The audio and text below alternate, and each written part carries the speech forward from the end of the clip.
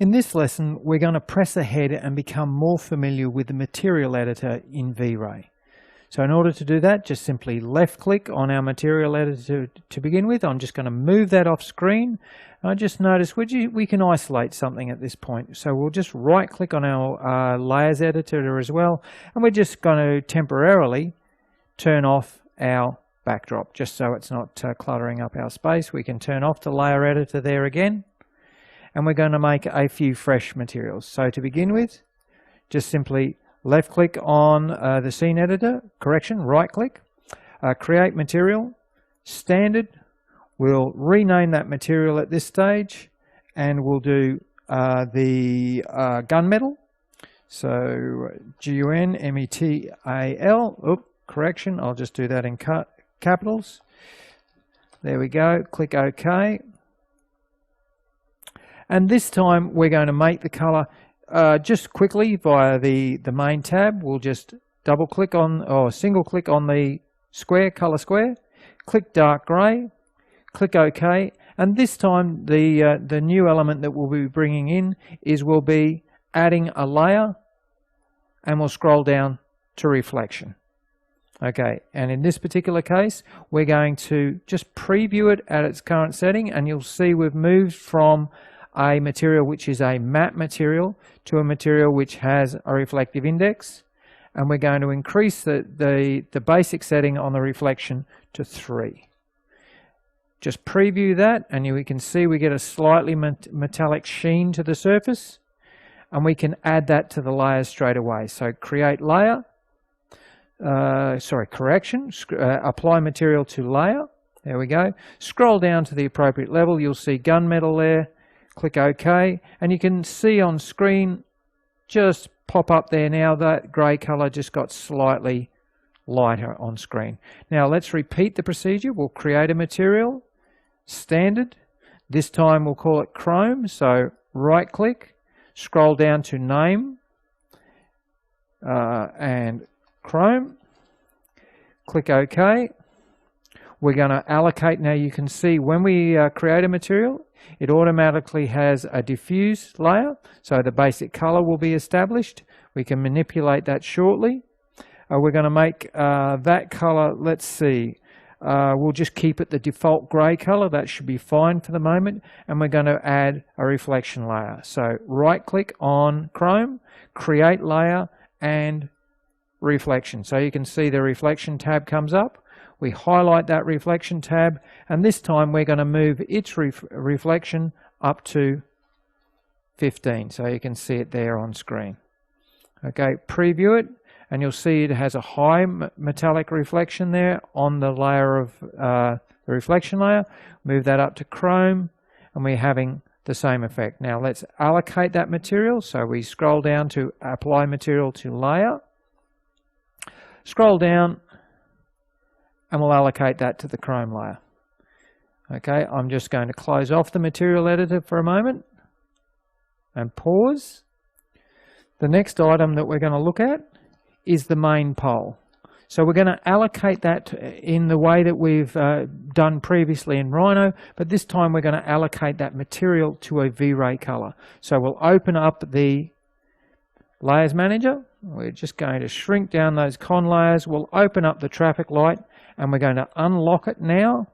We're going to go to the main pole, click on the color tab. So under the material tab, you can see it there. Click it on, and we're now going to assign material via plugin V-Ray Rhino. And we've got two options here. We can either match or we can browse. So let's browse to begin with. So we browse the tab, we scroll down, and you can see we've created that color previously, V-Ray Hazard Yellow. We can now select it, click OK, and we've now allocated the V-Ray Hazard Yellow color to our main pole. Let's just open up the other tabs while we've got that in place to see if there's any others.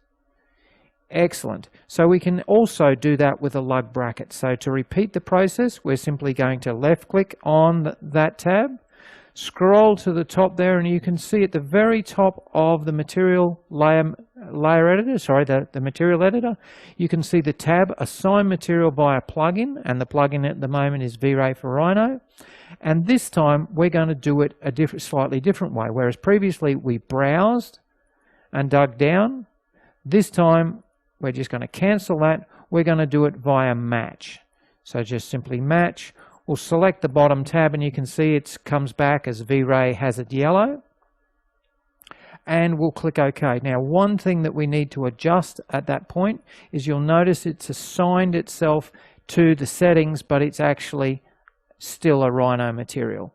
So we want to assign it again, browse, dig down, click the V-Ray material, click OK, and we're good to go again. So there's the V-Ray Hazard Yellow color. Okay, we're just going to close the material editor now, and we can begin to look at some of the elements on the traffic light itself. So at this stage, we're going to assign the material to the light fittings, so the light glass. So we need to create that glass to begin with. So we just simply open the material editor again. We're going to select a new material. So create material, standard. This time we'll do the red glass to begin with. So we simply click on the color tab. We'll go to red. Click OK. I'm just going to quickly preview that so you can see the red color there. And we're going to call this red light glass. So rename red light glass. Click OK.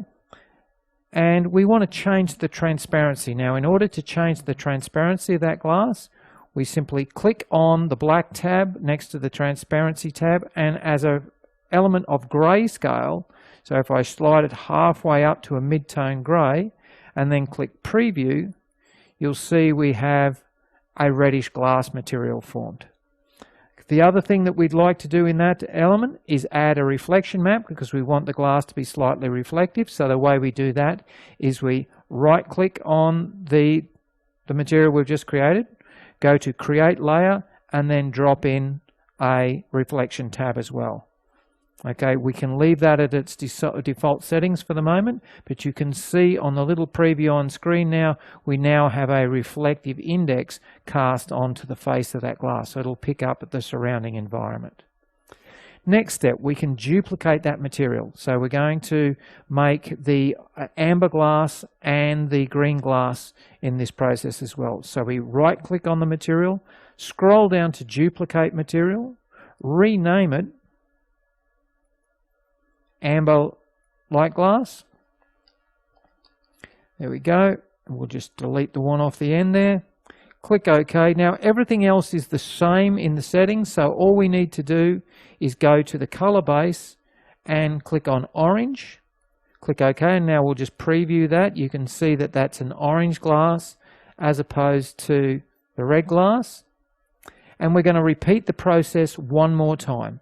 So we simply right click on the amber glass, create a duplicate material. You can see the duplicate material there. We're going to rename it green light glass. Oops. Delete the one off the end. Click OK, so it's now opened up. You can see that the layers are the same as before. All we need to do is click on the diffusion layer, and we're going to change that to the green color. So we'll just make it slightly lighter, and we'll click OK. Now we're going to allocate those materials very quickly via objects. So I'm just going to slide that off screen for a moment, and we're going to select the surfaces. Now in order to do that, I'm just going to zoom in. There's one. I'm going to move around the other side. Two. And now I'll bring the material editor back into face, and I'm going to right click on the material editor, and I'm going to select apply material to selection. Okay, now I'm just going to pause it there, and I'm going to do the same process for the amber and green lights. Now just quickly during that pause, what I've done is I've allocated the new V-Ray materials to the red light, the amber light, and the green light, and we've just used that using the duplicate command and then just adjusted the color accordingly. So in this lesson, using the V-Ray material editor, I'll just bring that across there. We've learned how to apply transparency to our materials by simply changing the grayscale on the transparency tab. And we've learned how to duplicate materials so we can maintain various aspects of a material property between subsequent levels. So we've managed to make our green light, our amber light, and our red light. Okay, in the next lesson, we'll continue to add the material details to the rest of the light unit.